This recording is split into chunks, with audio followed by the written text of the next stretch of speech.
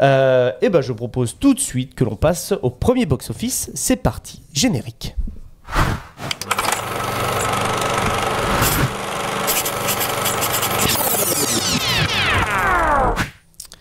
Speak No Evil réalisé par James Watkins. Tout de suite, bande-annonce.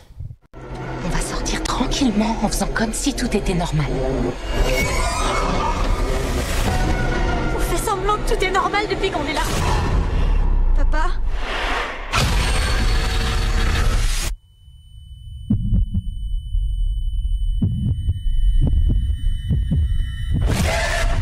Vous vous souvenez de votre séjour chez nous?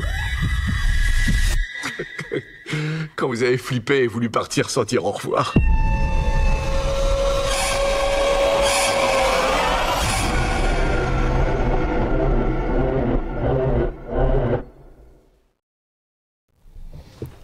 De retour dans le studio de Chemical Productions, donc nous allons parler de Speak No Evil, film avec James McAvoy, on retrouve aussi Mackenzie Davis, Scott McNairy, je suppose que ça se prononce comme ça, et Ensling Franciosi. Le synopsis plutôt simple mais très efficace. Des vacances de rêve se transforment en véritable cauchemar lorsque un couple américain et leur fille passent le week-end dans le domaine de campagne idyllique d'une famille britannique. J'ai pas osé en dire trop, voilà. Avant de vous laisser la parole, les amis, j'aimerais justement évoquer que Speak No Evil, donc que nous venons de voir avec James McAvoy, est un remake d'un film danois, donc qui a été réalisé par Christian Tafdrup. Je suppose que ça se prononce comme ça aussi. Voilà. D'ailleurs, c'est pour ça que je vous en parle. Je trouve qu'on parle pas assez des remakes, qu'on les oublie souvent quand le film américain est bon. Donc j'avais pas envie, on va dire, qu'on l'oublie. Donc je vous propose qu'on voit quelques images de ce film tout de suite. Someone left without saying goodbye.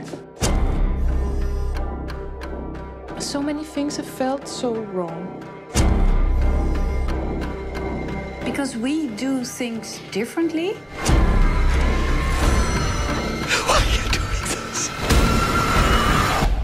No one's forcing you to stay, but I really hope you do, because today is gonna be a great day.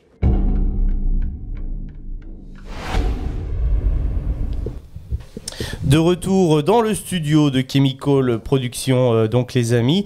Alors, Speak No Evil, qui veut commencer? Voilà, le débat. Maxime, t'as envie de commencer? Oui, commençons. Pourquoi pas, hein.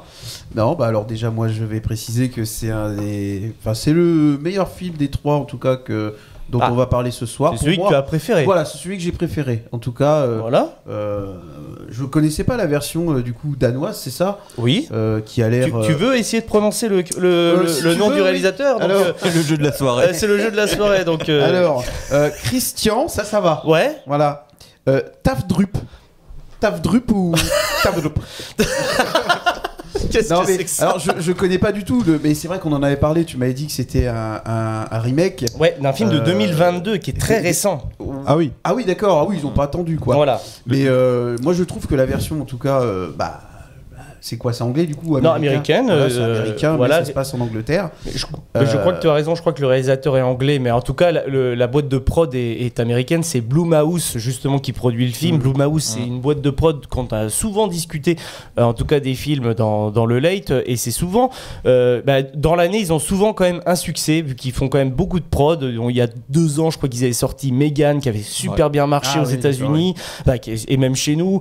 Dernièrement, je crois l'année dernière, ils ont sorti Five Nights at Freddy. Nous on en a parlé ici parce que c'est une adaptation de jeux vidéo, mais c'est eux qui sont derrière. Il y a 3 ans, 3 ou 4 ans, pendant le confinement, ou un des confinements qu'on a subi, ils avaient sorti The Invisible Man, donc le sort de remake, reboot de l'homme invisible, du monstre universel, qui était vraiment très cool. D'ailleurs celui-ci je vous le conseille, et prochainement ils sortent dans la même veine de Wolfman, donc qui est adaptation, remake, reboot on va dire du loup-garou, voilà, des monstres universels. D'accord. Et là, donc, c'est encore une sorte de partenariat Universal Blumhouse. Donc, pour ce film, Speak No Evil. Donc, voilà. Alors, là, le peu d'images que j'ai vues, en tout cas de la version danoise, moi, je trouve que la version américaine a l'air beaucoup plus sombre et beaucoup plus, même dans l'image, dans les décors, ça a l'air un petit peu plus glauque. Là, ça fait un petit peu plus moderne. J'ai l'impression, hein, après c'est mon avis, mais c'est en tout cas la version américaine est pour moi très très réussie en termes d'acting. Franchement, il y a rien à dire, que ce soit les gosses, James McAvoy, il est extraordinaire. Enfin, tout le monde joue très très bien. On est vraiment pris dans l'ambiance. Il y a un malaise constant. T'es pas bien en fait du début à la fin. Tu te dis mais waouh, je sais pas, c'est non mais tu sais c'est. Tu peux refaire le waouh. c'est un malaise, une ambiance. T'es là, t'es pas bien, tu vois. Tout le long du film, t'es pas bien. Et je trouve qu'il y a peu de films qui m'ont apporté c'est un petit peu cette expérience, je trouve. T'es pas bien de tout du long du film. T'es là, tu te dis, mais qu'est-ce que c'est que ça? Et t'as un autre exemple de film, on va dire, où t'as un peu cette sensation-là ou pas du tout? Je suis pas très film un petit peu de ce type-là, déjà. Oui, voilà, ça c'est un thriller psychologique. Parce qu'au départ, moi je me suis dit, je vais y aller, ce sera un film fantastique, voilà, horreur, et finalement pas du tout. Mais non, j'ai pas plus d'exemples. Là, franchement. Vraiment, d'ailleurs, je me dis, je sais pas si j'ai déjà connu un peu ça. Bah moi, je trouve que ambiance. En tout cas, dans l'ambiance, en tout cas de cette version américaine, parce qu'apparemment, il y a beaucoup de choses qui diffèrent par rapport au film danois. D'ailleurs, c'est en ça que c'est très intéressant de se dire qu'à mon avis, je pense que le film danois est à voir aussi. Ils n'ont pas du tout la même fin. D'accord. Ça déjà, apparemment, c'est acté, donc je ne peux pas vous le dire, on ne l'a pas vu, on va uniquement se baser sur le film américain ou anglais. Mais par contre, et puis même au niveau des personnages, j'ai lu quelques articles et apparemment, dans les articles que j'ai lus, les personnages principaux ne réagissent pas du tout de la même manière face en fait à la gênance que leur procure le couple d'hôtes. Et donc c'est très intéressant aussi vis-à-vis de ça à pourvoir ce film original donc danois. Pour en venir à ce que je disais en termes d'exemple, pour ma part, c'est des choses que j'ai pu retrouver brièvement quand même dans Black Mirror. Et justement, le réalisateur James Watkins, il vient justement de Black Mirror, la série. En tout cas, c'est dans les dernières réalisations qu'il a fait. Et c'est un de ses premiers films, c'était Eden Lake. Je ne sais pas si quelqu'un a vu Eden Lake. C'est aussi un film qui est plutôt réputé thriller aussi, voilà, etc. En fait, c'est vraiment pour moi, des ambiances un petit peu, tu vois, le couple qui est gêné du comportement des autres. Je trouve qu'on l'a tous déjà un petit peu vécu au moins une fois. Ah oui. Alors à plus petite échelle sans doute, mais j'espère bordel. Mais en fait c'est quelque chose qu'on a tous vécu et qu'aujourd'hui oui on peut pas leur dire bah non ça se fait pas ce que vous faites. C'est compliqué de le dire. Tu sens que la maman au bout d'un moment elle le dit fermement. Elle lui dit non c'est pas correct. Mais c'est vrai que t'as du mal et tu sens que l'autre il a pas beaucoup de voix, le papa, et donc du coup il se met un peu plus en retrait, il ose pas dire non ça c'est pas bien ce que vous faites et finalement après, c'est bien géré je trouve. Après il y a un autre truc aussi où pourquoi il ose pas vraiment aussi en parler, parce que dans les 3/4 du film finalement il trouve James McAvoy cool en fait malgré toute la gênance. Il lui apporte quelque chose. Lui il amène il amène du crédit à James McAvoy, tu vois, et c'est pour ça, et c'est vraiment justement c'est l'inverse de lui en fait, c'est quelqu'un qui s'affirme. C'est ça. Voilà. Et il aimerait être ce mec-là en fait, je pense. C'est ça qui est en tout cas une partie. Voilà. En tout cas pour une grosse partie du film, parce que le dernier acte du film, je pense pas qu'il rêverait d'être comme ça, le gars. Non. Mais en tout cas sur la grosse partie du film où justement il se découvre un petit peu, même quand on le voit au départ en Italie, il est plutôt même admiratif de ce qu'il fait McAvoy avec ce fameux couple danois qui arrive dans le restaurant. Voilà quoi. D'ailleurs, le PQ, vous le pliez ou vous le chiffonnez, vous? C'est une grande question. Meilleure phrase. Déjà, meilleure réplique. Je l'ai noté en me disant, faut qu'on le je l'ai noté. Voilà, la note est géniale. Je voulais juste savoir, du coup, vous le pliez ou vous le chiffonnez?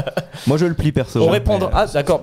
C'est dommage parce que tu donnes déjà l'indice. J'allais le dire, au pire, ce sera une vidéo bonus, on répondra ou un truc comme ça, quoi.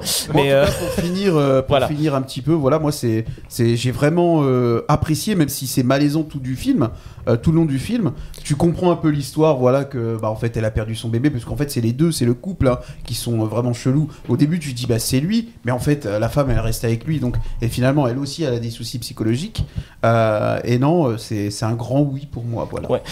Oui, ce que j'allais dire, juste avant, au cas où, n'hésitez pas à vous lâcher dans les spoilers, la vidéo sort largement après la sortie du film pour les 3 films, donc on peut en parler correctement, etc. Gary, je te redonne la parole. C'est la première fois que je l'ai.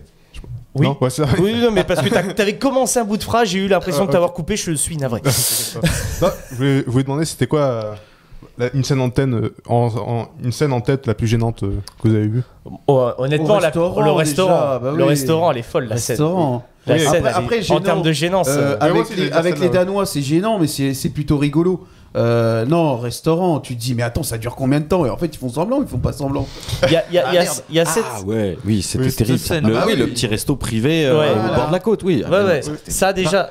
Alors, je vous avoue, quand même, on s'est tapé une barre. On s'est tapé une bonne barre. On s'est dit, ah ouais, les mecs, ils le font vraiment et tout. Énorme. Ah ouais. Non, franchement, c'était très drôle. Et justement, c'est ce genre de choses qui vient casser la tension, qui grimpait déjà un petit peu, etc. Hop, et là, paf. Et en fait, c'est ça à chaque fois. C'est la tension monte, elle monte. Et là, hop, une toute petite soupape qui vient te détendre. Et en plus, parce que t'es rentré en empathie avec les personnages se détendent. Donc, du coup, tu te tends moins, mais tu vois qu'ils se détendent un peu moins que la fois d'avant, etc. Et c'est graduel, c'est un peu génial. comme quand ils veulent partir, c'est-à-dire à chaque fois il y a un truc, le doudou qui est là-haut, le machin.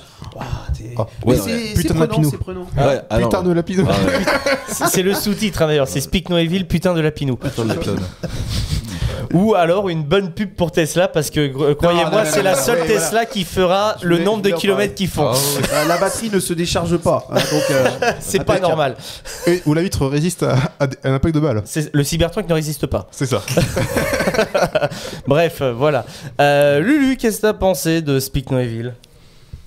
Bon, c'était pas mal. Je m'attendais. En vrai, je m'attendais pas à grand chose parce que j'avais pas vu de bande-annonce, j'avais pas vu vraiment de quoi ça parlait. Ah, donc t'étais en mode full surprise pour ce film. Ouais, mais après je me suis dit, il y a James McAvoy, donc ça peut sauver le truc si jamais c'est pas ouf. Et au final, en fait, le film est plutôt prenant. T'as envie de voir jusqu'où ça va, jusqu'où est-ce que la gradation va au niveau du fait d'être gênant, enfin de la gênance qui est procurée par le couple. Ouais, un peu bizarre comme phrase, mais voilà. Globalement, c'est français. Ça va alors.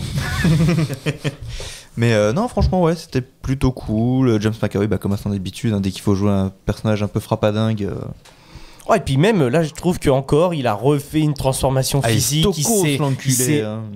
T'as vu la masse qu'il a. Ouais, il a vraiment pris de la masse. Sur la fin du film, il est effrayant, alors que sur les trois quarts du film, il est justement à la fois rigolo mais gênant. Bref, on passe par beaucoup de sentiments avec McAvoy. Par contre, il est vraiment tout le passage déjà où ils font la danse de rien que là, putain, tu te dis ok.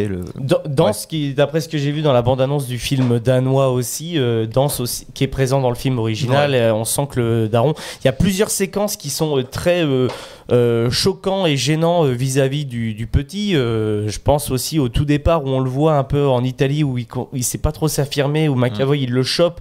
Tu te dis attends quand même. Ton gosse. Voilà. Il y a le passage de la danse qui est affreux. Honnêtement, non, franchement, c'est. Poupi. Ah c'est un peu ça, c'est un peu Dewey dans Malcolm. Mais clairement, il a moins de succès que Dewey. Ah bah oui, mais Dewey, il a le rythme dans la peau, mais pas lui.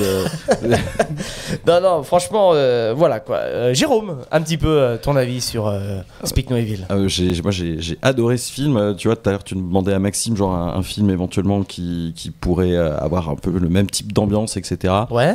Mais qui est malheureusement moins bon. C'est ce film de Shyamalan avec les gamins qui vont chez leurs grands-parents qui ne sont pas leurs grands-parents alors qu'ils ne les ont jamais vus. The Visit, voilà, que j'ai vraiment adoré. Voilà, mais c'est moins bien. The Visit est moins bien The Visit c'est moins bien que Speak No Evil, mais il vaut le coup d'œil quand même. Puis les gamins sont terribles. Genre le gamin qui se met à faire à rapper et tout ça. Je crois que j'ai vu dans The Visit. Franchement, enfin, matez-le, il est c'est drôle. Pas quand la maman est en visio, elle dit mais c'est pas vos grands-parents ou... Bah c'est ça c'est à la fin, voilà, ouais, c'est exactement ça. C'est mais attends, mais c'est pas mes parents ça. Ça c'est le twist du film. Ouais. Donc voilà, moi je l'ai vu le film, je connaissais déjà le twist, donc mais je voulais juste voir comment ça se passait. Bref, et donc éventuellement dans la gênance, il y a ça. J'imagine que Funny Game, que j'ai toujours pas vu, ça doit être un peu dans le même style. Voilà. Funny Game, Michael Haneke, voilà, il a fait les deux films à la fois, donc le film anglais et le remake. Non, le film allemand. Le danois et américain. C'est américain, c'est US. Voilà, et il l'appelle Et bref, enfin, je pense que ça se retrouve là-dedans, mais ouais, pour le coup, donc ouais, ce film-là, attention, il est super bien géré, les acteurs jouent divinement bien. Enfin, je veux dire, la daronne, moi, elle m'a gonflé, mais dès le début, j'avais envie d'y foutre des tartes. La gamine, pas mieux. Et là, déjà, quand t'arrives à ça, eh ben, c'est bon. Enfin, t'as gagné. Enfin, vous avez gagné. Vous jouez très bien. Des gens que je supporterais pas dans la vie.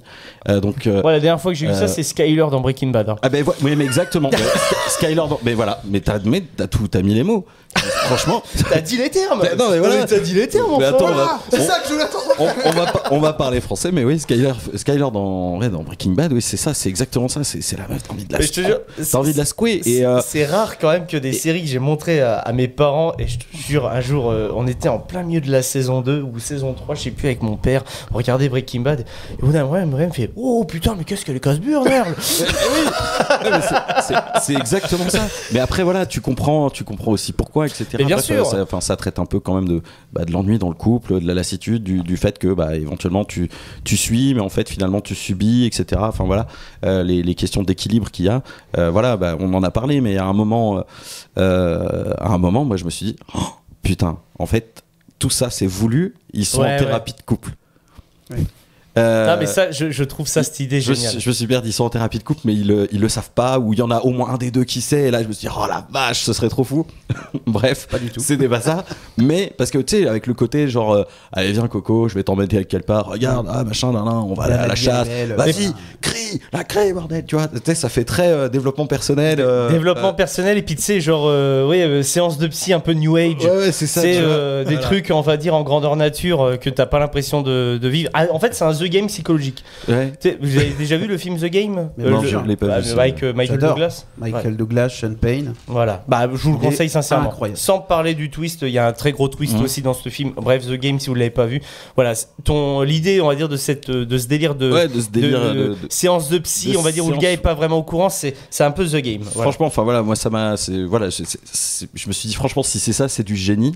Bon, c'est quand même du génie, même sans ça. Ce film, il est vraiment à voir. Voilà, le Speak No Evil, moi je pensais que Speak No Evil éventuellement c'était c'est le fait de parler très franchement comme le fait McAvoy, etc. Alors qu'en réalité du coup ça vient du petit qui a été coupé aussi. Oui, c'est ça, mais ça vient des petits singes.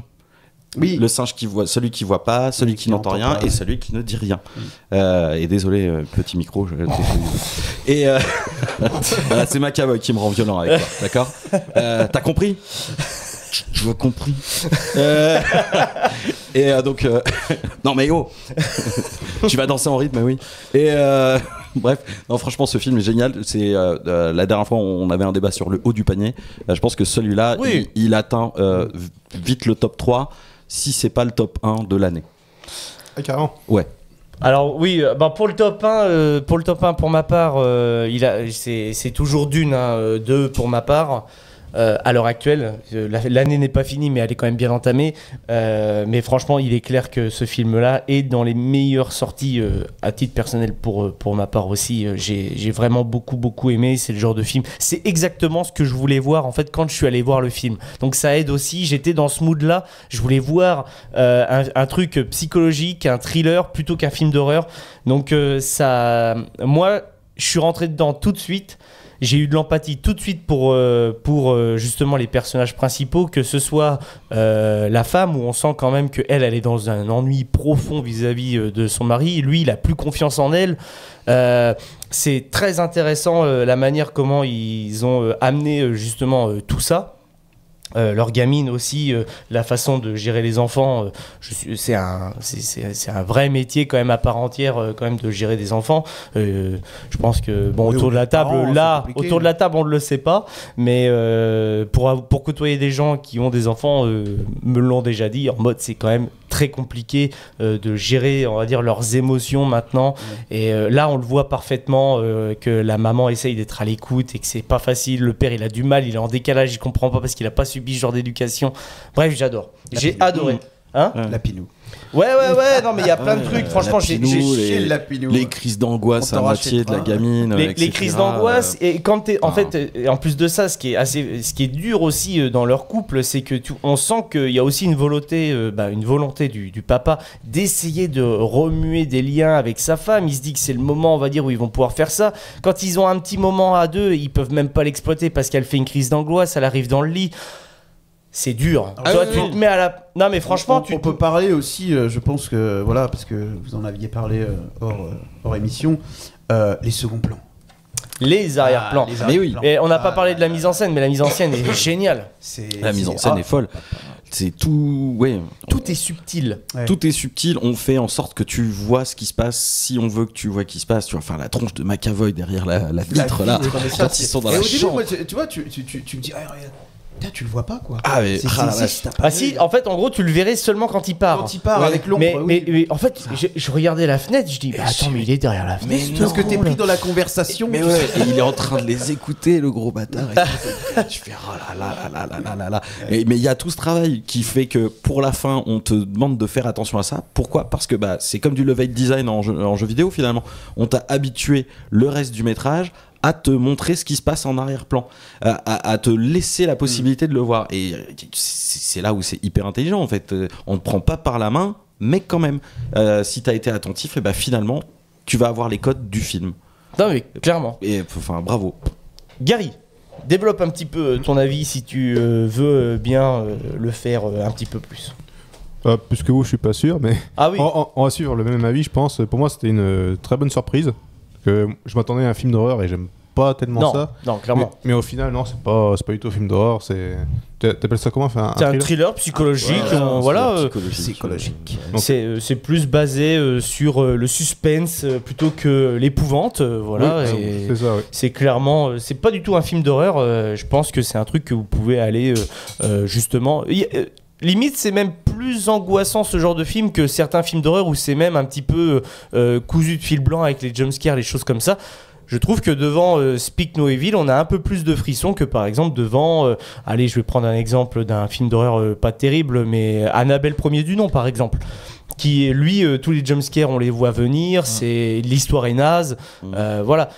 Alors que dans le même univers, on a des films comme Conjuring et qui essayent de renouveler le genre avec des plans vraiment très bons, qui jouent aussi sur les seconds plans Conjuring.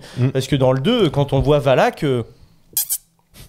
les amis, c'est chaud. Ou rien que dans le premier, tu la vois pas sur l'armoire, tu vois. Et pourtant, elle y est quoi. Ah ouais, l'armoire. Ah ouais. Non mais voilà. Et le trauma de Gary. J'ai eu la chance de le voir avec Gary déjà d'une, honnêtement, c'est quelque chose que je vous souhaite à tous de vivre.